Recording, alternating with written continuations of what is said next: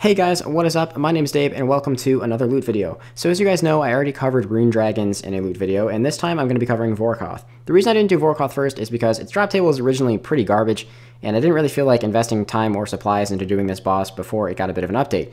Luckily for me, that update actually happened today. So now, the boss is actually worth doing, and potentially could be comparable to Zulrah. So that's kind of what I'm here to test. I'm going to show you guys a kill while I talk about some of the changes that they made. And the thing I want to preface before I get into this video, first of all, yes, this will probably have some spoilers to the next Iron Completionist video, so if you really don't want to see spoilers, maybe don't watch this video until later. And secondly, yes, I am meleeing. I'm very well aware that blowpiping this boss is a hell of a lot faster. However, as you guys can see, if you are new to my channel, and I don't mean to meme here, but Iron Man, by the way, I don't want to invest a bunch of scales into doing this boss. I'm already pretty low on scales, and I really don't feel like camping out Zulrah just to make a separate loot video on this boss. So that's why I'm meleeing. The kills are a bit slower, but don't worry, at the end of the video, I cover the GP per hour and profit per hour with both melee and ranged, knowing the average darts and scales used per kill when ranging. Alright, so right off the bat, once again I'm going to mention, yes, I am meleeing. Yes, I'm well aware that range is better. Iron Man. So, the first thing that they changed is they made Vorkath's defense slightly lower. Jagex did this because they felt like they didn't want people to always teleport out when they didn't hit both their Warhammer or didn't hit high BGS specs. Another thing that's pretty important is the first attack before was always this attack right here, the acid attack with the, I don't know what you would call that, Gatling gun kind of fireball thing going on there. However, this isn't always the case anymore. It is now an equal chance to get either this as your first major boss attack, or you could actually get the Freeze and Crumble Undead as your first thing, which, in my opinion, makes the kills a little bit faster, but I'm sure for other people not so much, since, you know, they're probably ranging and doing the back and forth method. But that's two of the really big changes that they made. Another one is the fire attack from Vorkath is now a hell of a lot stronger. So its regular dragon fire attacks now pierce through what they normally wouldn't have before. So instead of just using a defender with an anti-fire potion, I would actually now have to use the DFS, which is why I'm using it here, and a regular anti-fire. Or I could make myself super anti-fires. I really didn't feel like this is worth it, because once again, I would rather save the bones for prayer XP on this account. On a main, sure, by all means, the potions are pretty cheap, so I'd recommend using them. But for me, I didn't really think it was worth it. I thought the DFS was better, especially because they already lowered Vorkath's defense. I really didn't think I needed the extra accuracy of the defender. Now, why is this boss's drops better than it was before? Well, first of all, they just made the drops better overall. Not just that, but they also made it similar to Zulrah in the fact that it now drops 2 things per kill, like there's 2 rolls on the drop table per kill, as opposed to the previous 1. Now, in addition to this, a lot of the drops on the table have actually been changed pretty heavily. When the update first went out, it was pretty heavy on seeds. People were getting like 5 palm seeds in a kill. They were getting a couple magic seeds, a couple U seeds. Jagex kind of screwed up a little bit with that one, so they re-nerfed it a little bit. But the drops are still really good. 3 Rune Kite Shields is a fairly common drop that I've seen. The Onyx Bolt Tips drop a lot more commonly now. There are still a few dud drops, as with most bosses. But I will show you guys the overall loot right after this clip. Just felt the need to mention all of that before we really got into it too much. I don't think that this actually affected the drop rate of the uniques. I'm pretty sure Jagex said it wouldn't, because before the uniques actually counted as an extra roll on the table anyway, they came in addition to the loot you would already receive. So, despite the drop table buff, unique drops like the necklace and the visages were not affected. Not an awful kill to end it on, but there we go. That is 100 kills done at Vorkath. I actually have to drop stuff to pick this up. That is 100 kills done at Vorkath, so let's go ahead and tally up the loot and see what our totals end up being. So I'm realizing that I won't be able to fit all the loot into one inventory, so I guess here is the first inventory of loot. Wow, that's actually already pretty impressive. I'm going to side more with the OS Buddy price guide, because a lot of the stuff is actually dropping, namely some of the seeds, even though they drop in pretty small quantities. They didn't originally, but they do now.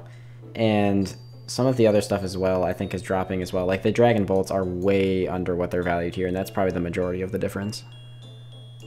So yeah, I'm going to use this as my price guide, so we'll just say 12.14 for the first price check. I don't think there's that much left, but I know there's other stuff left in here.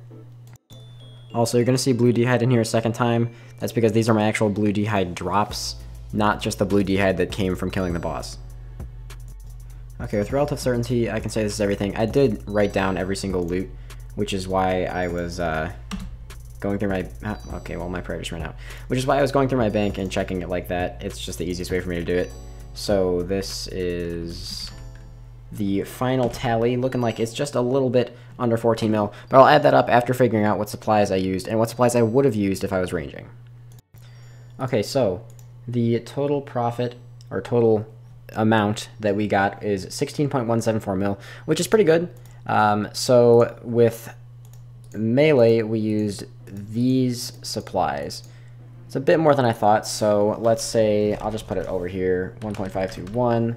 So that's what we used with melee, and it took us about 5 hours, give or take, because I was getting 18 to 20 kills per hour. I probably could have pushed a little bit more if I was like trying a bit harder and didn't have to write down the loot every time in a spreadsheet, but let's just say 20 kills per hour with melee, ideally. Now, from what I've been told from people who are ranging, and I've also done a few kills with range myself, I would have used about these supplies with ranging. I might have used a bit more food, and I might have had to use the better anti-fire potions, but I doubt it. Roughly 5,000 Zulrah scales and roughly 2,000 darts, which is 2.27 mil. And it probably would have taken me about 4 hours to do it, because people who are ranging are definitely getting faster kills, especially because if you know how to do it properly, you can maneuver during the acid phase and continue doing damage then. So let's assume that that's happening. Let's assume 25 kills per hour if you're ranging, which would take this about 4 hours to do. So for melee, let us take 16.174 mil, subtract 1.521 mil.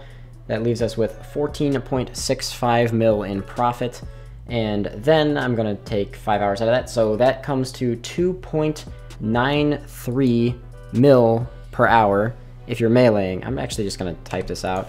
So let's just say 2.93 mil per hour with melee, which is actually really crazy. I did not think it'd be that high, but once again, these are under ideal circumstances, so I would really not assume, well, there's just a lot of previous chat from my whole day in here. I wouldn't assume that you're gonna get 20 kills an hour unless you have max gear and know what you're doing, and I also wouldn't assume you're gonna get 25 kills per hour with range unless you know what you're doing and are able to maneuver during the flame phase properly. But let's go do the calculations for range now. Okay, so with range, we have the same starting amount, subtract what we would have spent if we were ranging, and divided by 4, since it would have only taken us 4 hours, and that actually comes down to 3.476 mil per hour with range. That's even crazier. Now keep in mind, these drops probably will continue to go down, but these are based on the OS Buddy prices, which are the actively traded prices at the given time of me making this video. I do think that a lot of these things will go down a little bit, but this is with no uniques, so that's pretty freaking crazy. Also, I should mention I got one Vorkath head in this KC if that's relevant. We already know it's a 1 in 50 drop, and you get a guaranteed Vorkath head on 50 KC. But 3.4 to, you know, like 2.9 mil if you're meleeing, and 3.4 to 3.5 if you're ranging is pretty crazy. And 25 kills an hour with range is kind of forgiving. This is with Addy darts. If you're using better darts, you can get way more kills. Obviously, it'll be more expensive. But even with Addy darts, you could probably push faster kills than 25 per hour. So that's pretty fucking nuts. I really don't know what else to say about that. Couple things I want to address before I end this video. One, this fashion scape is amazing, and I probably will wear this fashion scape in the outro of every single video I ever do, ever. Two, these are the current prices. Get out of here, Strange Plant. These are the current prices for the time of me doing this. Like I said, I did use the OS Buddy prices rather than the GE prices because they're a bit more accurate, but still, making almost 3 mil an hour with melee and over 3 mil an hour with range is extremely ridiculous, so I would definitely take advantage of this while you can. Learn the boss now if you've already done Dragon Slayer 2, and if not, do Dragon Slayer 2 and do this boss, because it is really profitable, and a lot of these drops were actually based on ALC prices. Not all of them, but a lot of them were. Now, there were some big ticket items, like I said, Dragon Bolts, those will probably continue to go down, but for the most part, it should be over 2 mil an hour for a long time. Before I outro this video, enjoy this clip of me screwing up horrendously during one of my kills. I guess if you're doing them off task, yeah. If you plan on camping them off task, yeah, it's probably worth it to use this out, because obviously you're not getting the 15% from the Slayer Helm anyway. Come on. Oh, okay. Oh, great. Great. Thanks. Whoa! There's not a warning for that? Well, I think that's worse than house tellying. I literally click the exit and it instant walks out. when I'm trying to walk back. Worse than a dead click!